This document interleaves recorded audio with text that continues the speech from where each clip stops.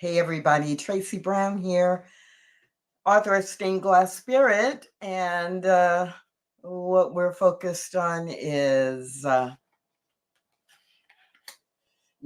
becoming a community where oneness does not require sameness. And I'm so glad that you joined us today for this monthly recommitment to being leaders in spiritual communities where inclusion is the culture, where the inclusion is valued in such a way that it is built in. And I'm looking down because I just realized I'm not sure my phone is off. And isn't that what always happens? You're right in the middle of a prayer or meditation or some quiet conversation, and then your phone goes off. So that should not happen now.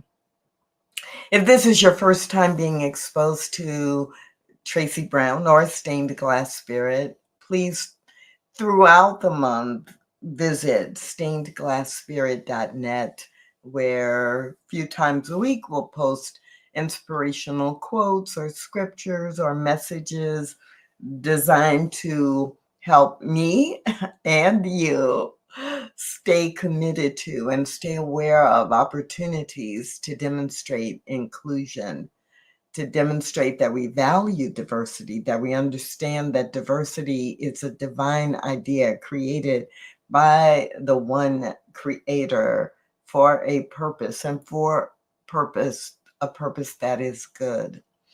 But today, in this moment, in this very brief time, we simply focus on adding a prayer, using a prayer or affirmative prayer in order to refresh and renew. We get busy.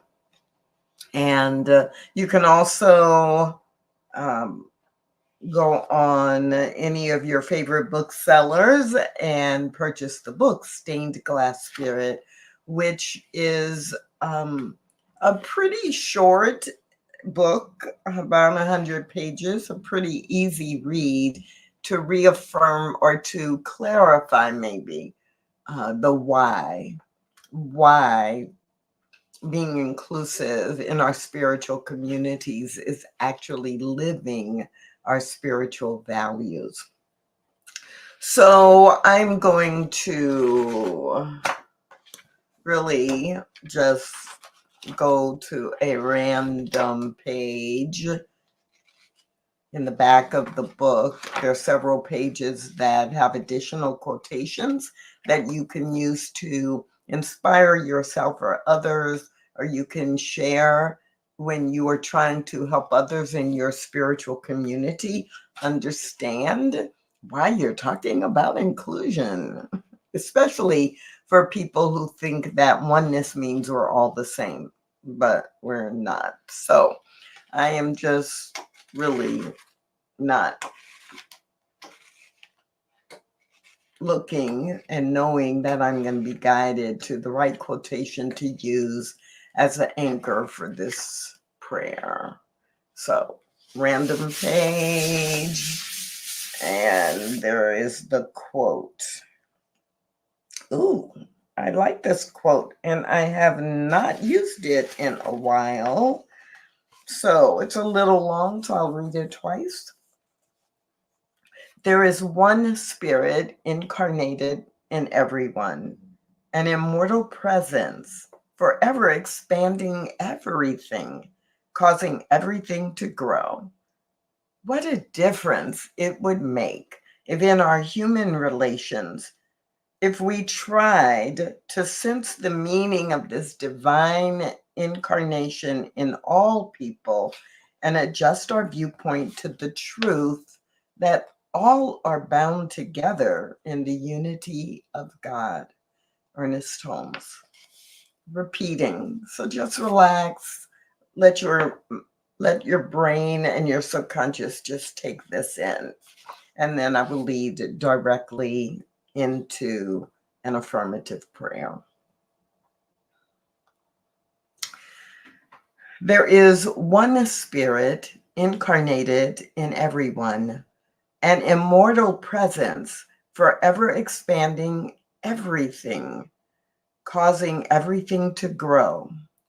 What a difference it would make in our human relations if we tried to sense the meaning of this divine incarnation in all people and adjust our viewpoint to the truth that all are bound together in the unity of God. Yeah. So let's begin there. In the unity of God, there is one spirit. In the unity of God, there is one spirit, and that one spirit has incarnated in over 8 billion ways currently. And that doesn't even include past incarnations and future incarnations. But there's one spirit that all of these incarnations are coming from, birthed from, created from. And it takes all of these incarnations to express, to demonstrate the power, the love, the wisdom, the beauty, the joy, the peace, the order of God. And so recognizing all of these incarnations and that each one of these incarnations is God, just like when I am at the store selecting cut flowers and I see carnations. I see carnations that are red and multicolor and purple and yellow and white. They are each different from one another, but there is nothing that makes any one of them better than or worse than. They are simply different from the other carnations. It is no different with incarnation as a human being, that each individual person is an incarnation of the one creator, the one God, the one spirit. My job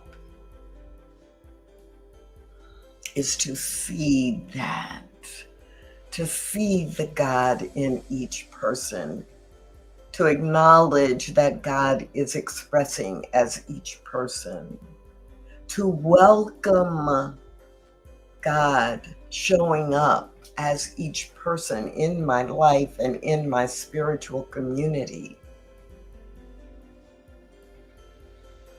That does not mean that I dismiss inappropriate behavior. That does not mean that I attach myself to people who are not representing the best of who they are. But it does mean that I never forget that, as Ernest Holmes wrote, there is one spirit incarnated in everyone, an immortal presence, ever expanding, always growing. I'm so grateful to be able to claim this as the foundation for my commitment to being a leader who is inclusive.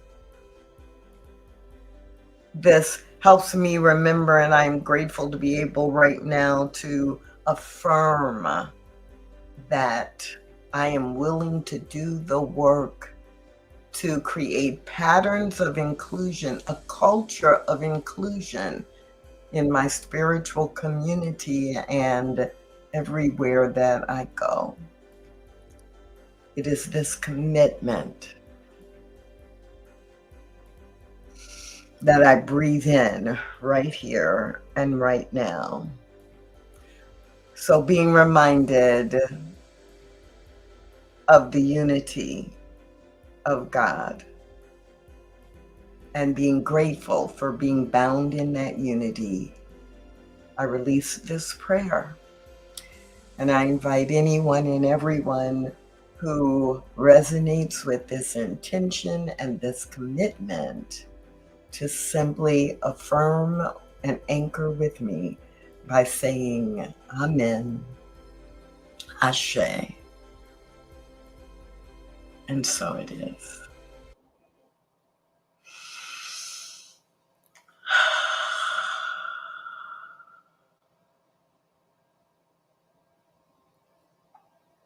Yes. Yes, yes. Thank you for joining me today for the prayer for inclusion. You can find previous prayers for inclusion at stainedglassspirit.net. And I invite you to check out Stained Glass Spirit throughout the week, throughout the month for inspiration and guidance and reminders.